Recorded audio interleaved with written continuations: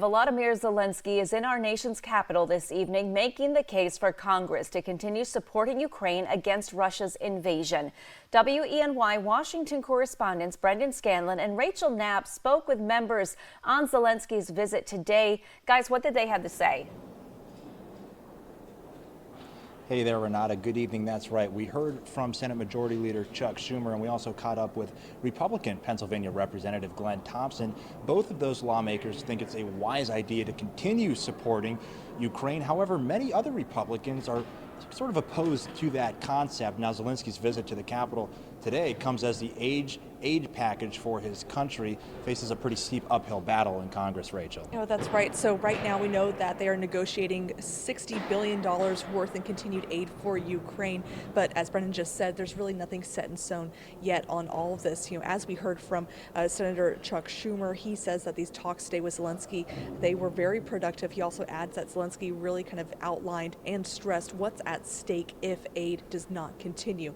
But some are really kind of opposed to continue supplying aid for Ukraine unless that they want some Trump-era border policies to be included in all of this. But some really feel that there is room for compromise in all of this.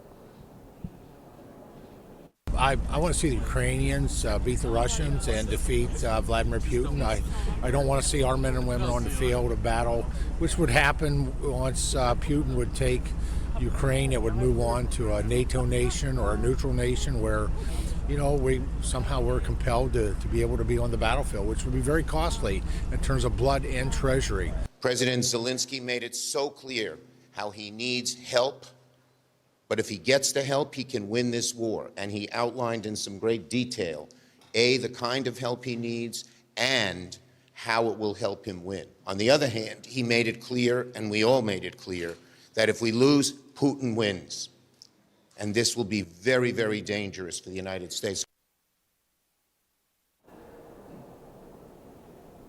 And Renata, members are supposed to leave at the end of this week for the holidays. We also heard from Democratic Senator of Pennsylvania, Bob Casey. He said, look, we have to get this finished before we leave. Supplying this aid is not just vitally important for the U.S. national security, but for Israel's, Ukraine's, and Taiwan's as well, Rachel. No, that's right. And so we're really going to have to see how much of an impact Zelenskyy's visit here on Capitol Hill will have on these negotiations for continued aid for Ukraine. Renata, back to you.